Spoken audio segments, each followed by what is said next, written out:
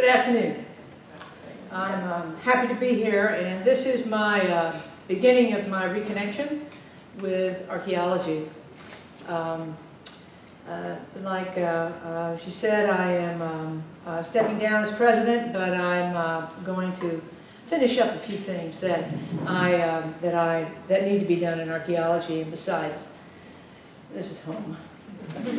I'm going to talk to you a little bit about today. You probably won't learn anything new, but it's sort of the sum of its parts. Oh, I'm sorry. The sum of its parts is, it will be more than that. I want to share with you some of my thinking as I developed this, this approach to what is now called public archaeology. And so this is not my biography, but these are the things that I learned. First, one of the first things that caught my attention as a young person is National Geographic and Egypt.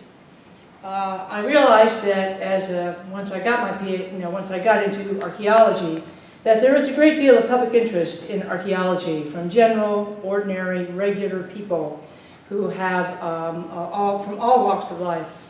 And what catches their attention are the grand works, such as King Tut in the picture, earthworks, pyramids, beautiful artifacts, usually from grave goods back in the beginning.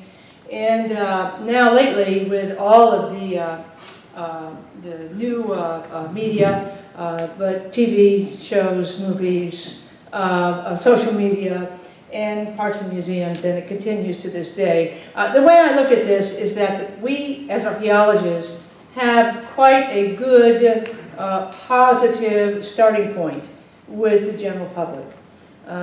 Most people have a good, positive attitude towards archaeology, and of course, when you say you're an archaeologist at an event gathering or whatever, you have to talk about archaeology.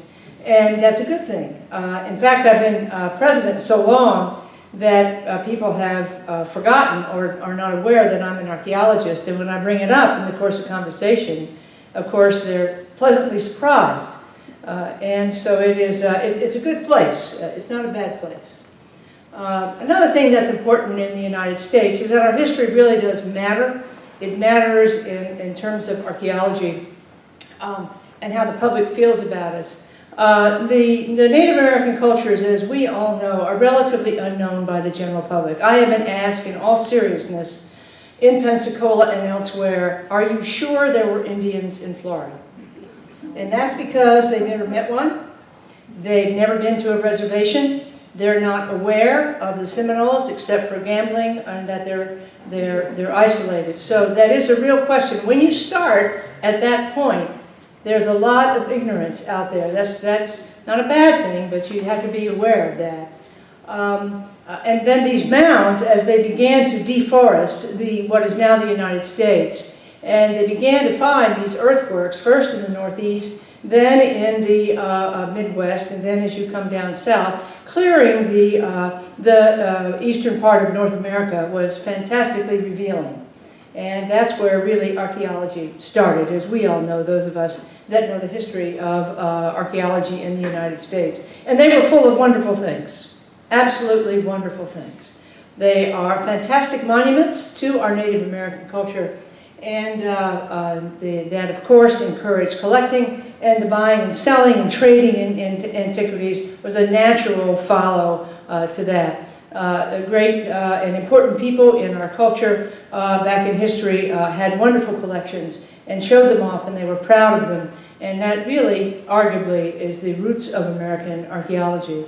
Then, of course, with our European connection, one of the things that we all know as students of culture is that we in the United States are always compared to Europe.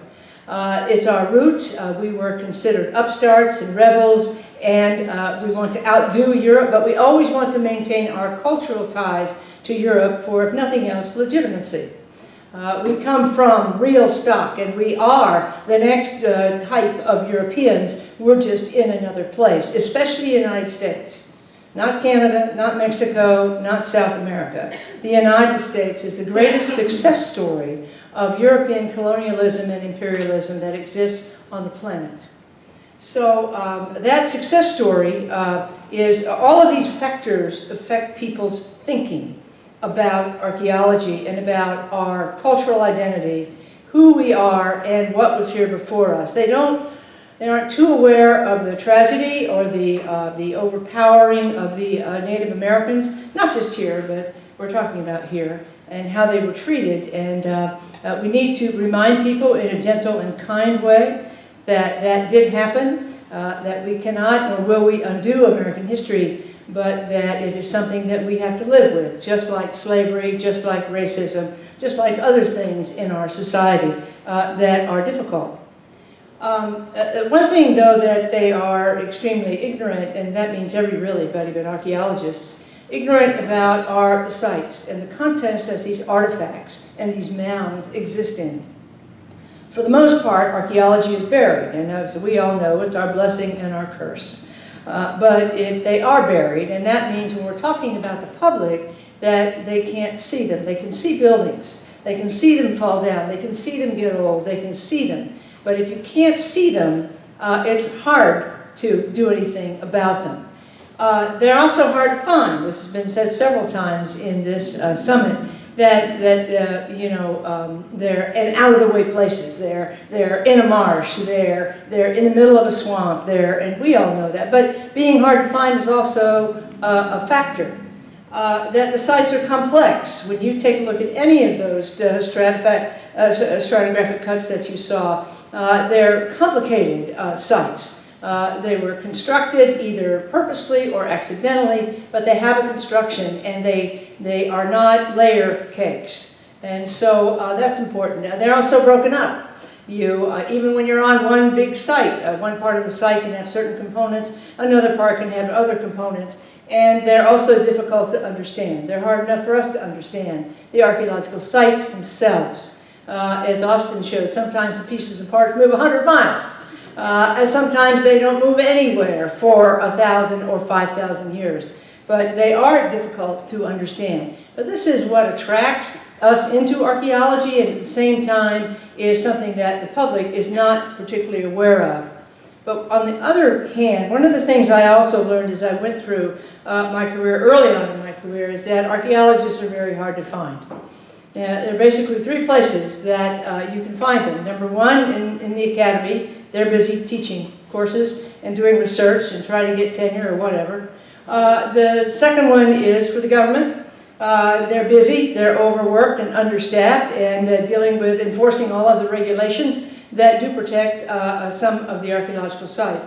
And number three, they're in the private sector trying to make a living.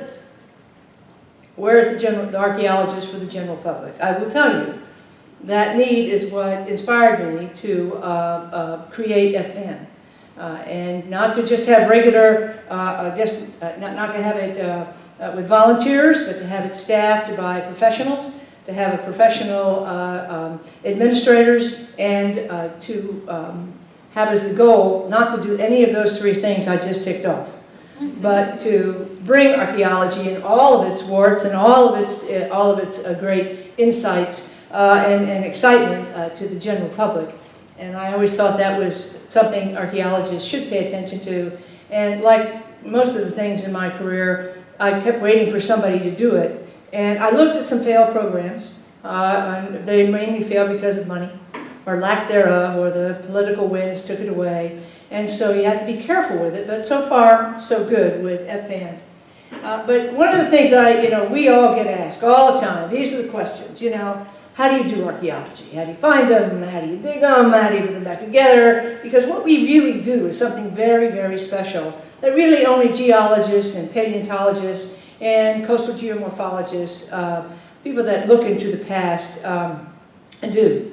And that's we reconstruct or make deductions about what must have happened in the past for us to have found these, in our case, artifacts and site contexts as we found them.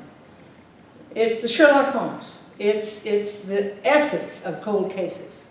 You're not going to be able to come up with something definite. We deal in probabilities. But no one else can tell the human story except us. And we know that. And it is something that is deeply important to who we are as not just humans, but as American citizens, and certainly as anthropologists and archaeologists. We're very special people. It doesn't mean we're better or we're worse than anybody else. But we have a very special view that we look back into the past and deduce what must have happened. Open to changing our minds when we find new evidence, like for a long time.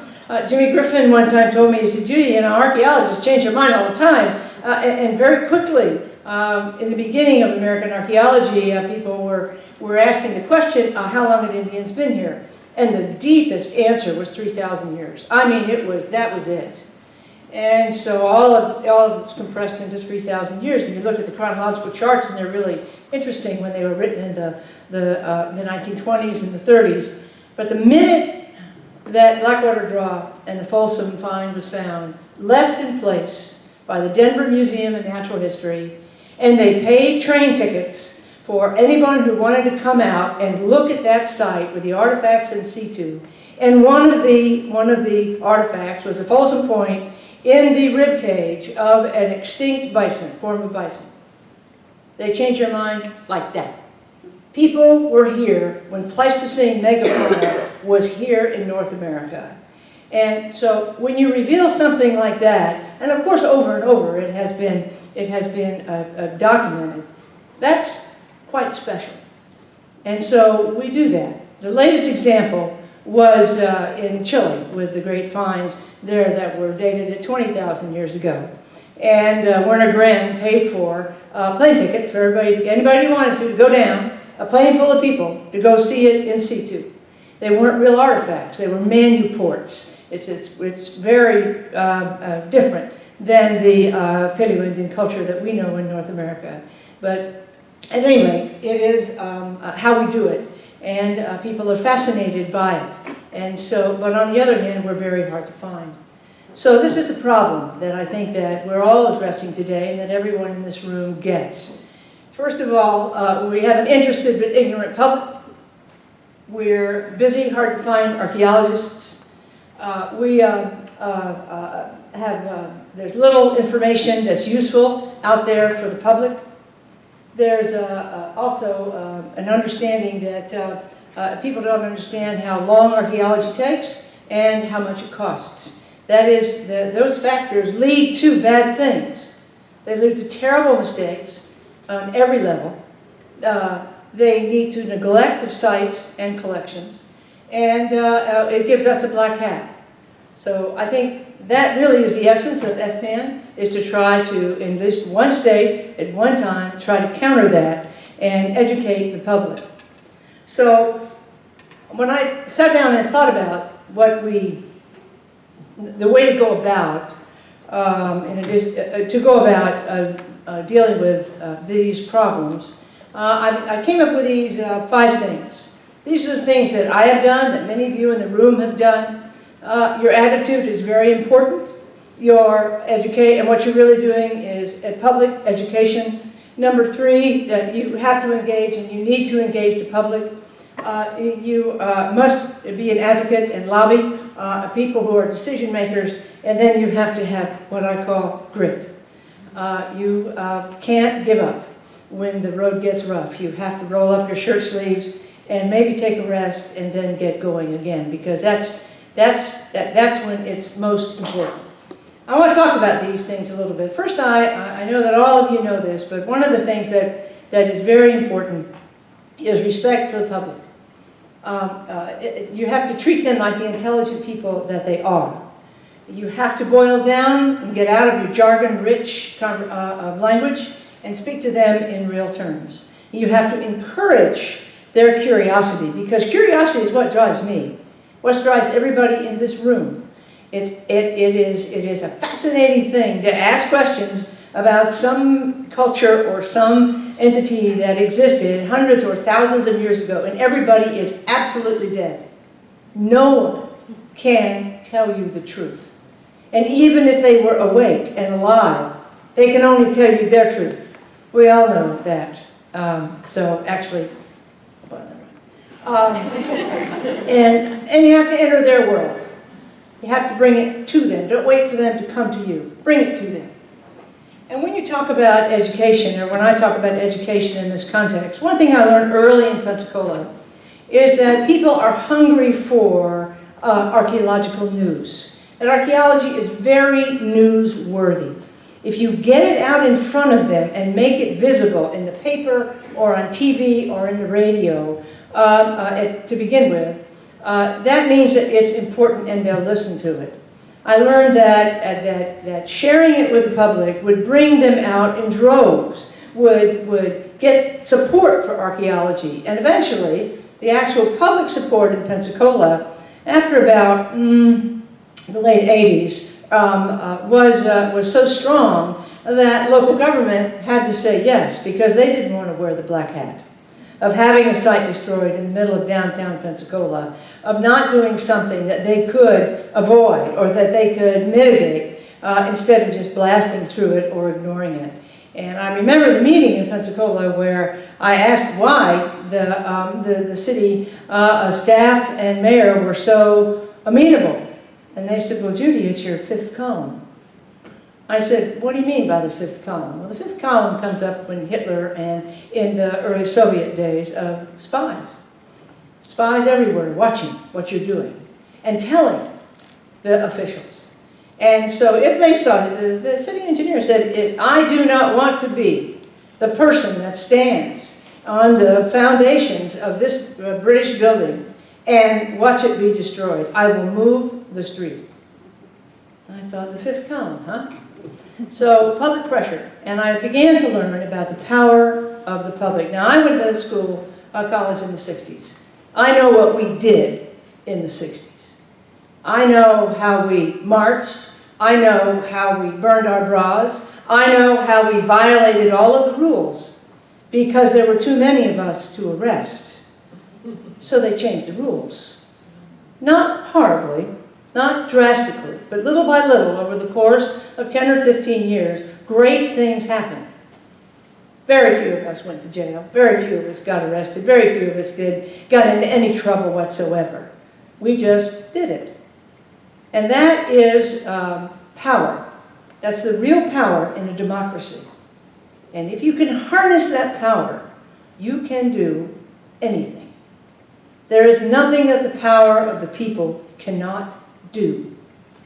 Knowing that our fifth column can be huge, that we can make a difference by informing the public of the good and the bad and the threats in a serious, professional, public-friendly way, we can do anything we want. So what do you want to do? That was my question. And the answer is easy, but still, my message has been, archaeology is here, and it is good. It's good for the community, it's good for the state, it's good for the country. That's the message, said a million different ways and never how I just described it. And so that message is something that I know all of you FPNers do and bring and carry with you. But I want to tell you that's a very powerful message, because what you're doing is building a network of friends. Friends who have friends who have friends who have friends. And so now that we have social media, now that we have apps, now that we have trails, now that we have baby boomers retiring and doing wonderful cultural heritage tourism, lots of exhibits. Those are great, and we're doing more and more of them. And so this is really what I mean by education. And when I began as a graduate student in the 60s, I was told, don't talk to the media. They will get it wrong and put your sites in jeopardy. Okay? Don't talk to the public because they can't understand you, because we were speaking in jargon. 5-syllable words, I got a great vocabulary. And only talk to each other. It was elite, it was restrictive, you had to have your PhD to be a member, and we did it for each other. We did not do it for the public, we did not do it for the students, we did it for ourselves. And this is not our professor's archaeology. It is not elite. It is not jargon. It is not restrictive. It is inclusive.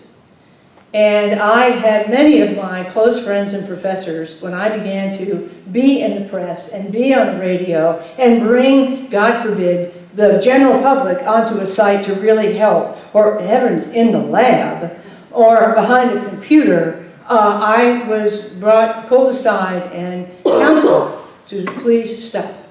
Get out of the newspaper, Judy. It's not good for you. It's going to hurt your career.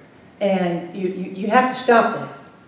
And what I realized is that what we were doing with that attitude up on top was putting every archaeological site in the United States in jeopardy. We were the problem. It was not them. It was us. And if we didn't change our behavior as professional archaeologists, then we would be the reason for the absolute destruction and, at the very least, serious damage of all the archaeological sites in this country. And that 100 years from now, almost nothing would be left. And I thought, in my town, in my place, we are going to educate people that archaeology is here and that it is good, and show them example after example after example. And I know we're doing that on a state level now, and that's what's important. I will tell you that we are still in the big minority. People do not think public archaeology is real archaeology. But the more that we do it, the more that we see the results of our efforts, the more that it will find its strength. I'm not going to give you all of the examples, but or too many in all, because you all have examples now of bringing people in and having them do wonderful things for you. Having our retiree citizens in Florida help us with wonderful things in computers, in computer-assisted drawing, in apps, and all of those things, and that it all adds up. And another thing is there's always room for someone in archaeology. It is such a group effort that there's room. If people can't stand being out in the hot sun, well, put them in the air-conditioned lab. You all do that. But this is a message that we bring out, and also make them a part of the discovery process. I mean to tell you, you put someone on a screen, or you put someone sorting stuff from a screen, and they find something that is special. You see the light bulb go on, and they begin to get invested in it. It's the same way all of us felt.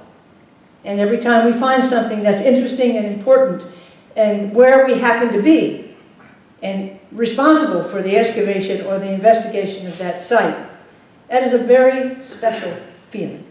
It's a lot like a physician who helps somebody get well. It's very special. And so that is an important engagement. I can't stress it enough. I know that's the theme of FPAN. And when Bill and I were brainstorming about, okay, now we've got the money, what do we want FPAN to be? We began to talk about these things. And how do we put that, implement that theme or that concept into reality? And then there's lobbying, or advocacy as it's called today. It is also education, because every single one of our elected representatives represent the general public's ignorance, their misconceptions about archaeology. They don't know anything about archaeology. When I go into a politician's office, when I'm not the president, before I was president, I would ask them, how many archaeologists have you met? And the answer almost always was none. And when you're a real one, you're a card-carrying, you've done it, you know what archaeology is, and you're in there talking to them, your status rises, your credibility rises, and it is a very easy sell. It's very easy to get them to feel important, because when you say it as a real archaeologist, they believe you. And so but on the other hand, it matters what you look like, it matters how you dress, it matters what your attitude is, it matters, you have to be very careful about the people that represent archaeology that go into to politicians and their staff's office. It's very important, and I want to compliment all of you, and especially Bill, on how you handled and the reaction and the pressure to get that bill, that was a bill in the legislature last year, to bring back the nose under the camel's net of isolated fines. I heard behind your back how you showed up, how you were well behaved, how you went by the rules, you said your piece, and you showed up every single time in great numbers. Now I know we can't do that forever, but that is remembered now. When and if it's discussed again, they'll remember that part. And so I want to compliment all of you on that. FPAN made the difference. I know FAC helped, I know FAS did a lot of work, but it's very important and you did it right, and I was so glad about that. There are some examples that of how different projects have made a big difference. The one that always catches my attention is the Arkansas story. And many of you don't know the Arkansas story because you're young and it's old news. But back in the 50s, a woman named Hester Davis and a man named Chuck McGinty went from the Midwest, University of Michigan, and where did Arkansas, Hester get her degree? The northern Midwest. And Hester couldn't get a job as an archaeologist, so she hired on as a cook to get into the field.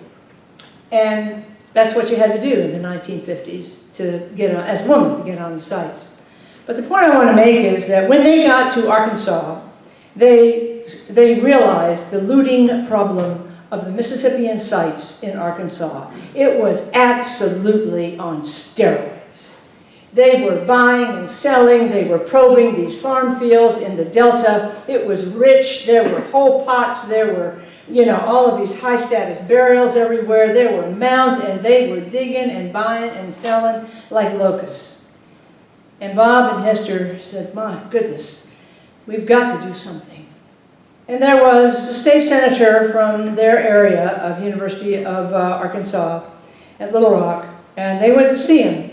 And they got a law passed in Arkansas that restricted that, and that put protections in for any state-funded construction project and on state lands, and so that was incredible. But what happened is that that particular law, they were asked to come to Congress and present that to the congressmen and women, and it became the foundation for the Moss-Bennett Act. They lobbied Congress, they did the same thing, but on a nationwide level, which started cultural resource management in this country. And I figured if you could do it from nowhere, Arkansas, with that kind of a problem, I could certainly do it in a highly populated, relatively well-educated, and rich state like Florida. And I tapped Hester's memory and experiences a lot, and she was one of the founders of FPAN.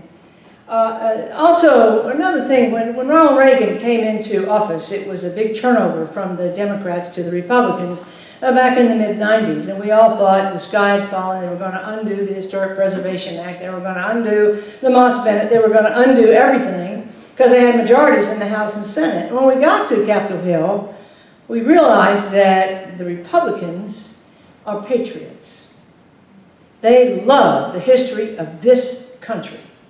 And if you explain the preservation and mitigation aspects of cultural resource management or historic preservation, they got it. Nothing was unwound. Then as the deficit grew, they were going through budget cutting. And the advisory council was put on the chopping block. And we realized this. The Advisory Council of Historic Preservation is at the very top of historic preservation in this country. And problems that can't be resolved go all the way up to there. And so it sounds weak, Advisory Council. The budget wasn't big. It was a few $1 million. And so they wanted to cut it. You know, it didn't seem like important. So we went and educated the people on the congressmen on what the Advisory Council did and what it would be like without the Advisory Council. It would be war in the States. It would be incredible if you didn't have a council that resolved these differences. And they said, oh, okay, we'll keep it. It's not that much money anyway. It wasn't a real fight. They just didn't have any idea what it was. So that was easy. Another thing is that most archaeological sites are on farms. One of the biggest impacts to archaeological sites every single year is plowing. Deeper and deeper and deeper. So I went up to Capitol Hill for the SHA at that time, and we said, well, what are we going to do about this? And we began to realize that one of our members, Donna Seifert from Iowa, had a member on the agricultural committee. And so we developed a plan that, so if a farmer would not plow, cultivate, grow like hay or something like that, or dry till an area that had a significant archaeological site on it, they would get a subsidy. The same as if they did erosion control or something like that. I think the budget now is $20 million for that program. Thousands of sites have been saved. All we did was add 9 words in an amendment to the Farm Bill. That's it. So the power and the ripple effect of the people in Tallahassee and the decisions that are made in Washington is huge.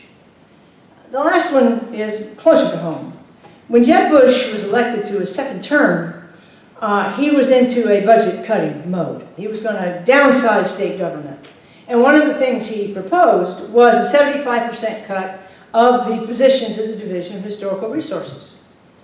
And so we all looked at each other and said, oh no. So, well, yeah, they're a Division of Historical Resources, we can do without them. And so I got myself invited to all the social engagements, and our questions, we educated people, but we did it in the form of a question to someone from South Florida.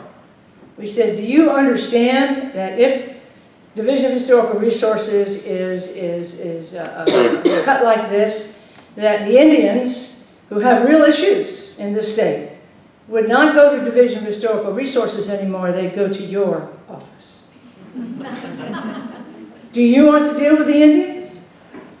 Because if you don't, then you need to keep the experienced gray heads that deal with them in Division of Historical Resources. Then on the southeast coast, we went and talked to those, we would talk to people from there, we would say, do you understand about treasure hunting? No. I said, well, if you don't have Division of Historical Resources, the treasure hunters are going to be in your office, getting you to do something. Same thing with developers. You want the developers in your office? They're going to be circling the block. And so not one position was cut. They got it. What the Division of Historical Resource does for them as politicians and does for the state. Because those issues, those 3 that we selected, Indians, treasure hunters, and developers, are not going to stop. They have to be dealt with in a professional way. So those are important. And so I thought I would share those examples with you. And yes, you have to have grit. You have to repeat yourself a million times. You have to deal with staff turnover and the political turnover. But the public votes, and the public is your friend and our friend. What you're doing and we're doing in FPAN is we are really creating a constituency of advocates that when called on for the right reason at the right time will storm the castle. Not in a nasty way, but in a quiet, voting, concerned way. We all live in political districts, and it does take eternal vigilance. It's boring. You can rest, but you have to come back and take strategic actions. And then the threats never cease. Never. Sites and collections are always vulnerable. Keep educating the public, and you really have to keep on grinding. And that's something that now that we have FPAN for 10 years, that we've protected and restored its funding, what we can do is we are ever more at the ready. So I want to thank you for this opportunity to give my first public presentation in my reconnecting phase. But if you have any questions, I'd be happy to take them. I know that my colleagues who talked to you before, it's just wonderful what they're doing and what you all are doing in the wildlife refuges, helping the state, updating the site forms. All of that is very important. But advocacy is very important. We must not get complacent. The threats never stop. And the minute we think we've got it, we've got the head off of the snake, it grows another one. And but that doesn't mean that it's going to be nasty. It doesn't mean anything except education. Because one of the things that I've learned working with politicians and the public, the decision makers in our communities, is that they are good people. They are not out after our sites. They don't intend to hurt them. But it is out of ignorance that terrible things happen. And we can't undo the past, and we learned early on, if you want to win, or come out with a compromise win, you've got to give a little to get a little, and after a while you give a little and you get a lot. So sometimes you have to make sacrifices. You have to not take on a fight, because you're going to lose and it's going to be bad. Pick the ones very strategically, the fights and the issues that you think are really worth it.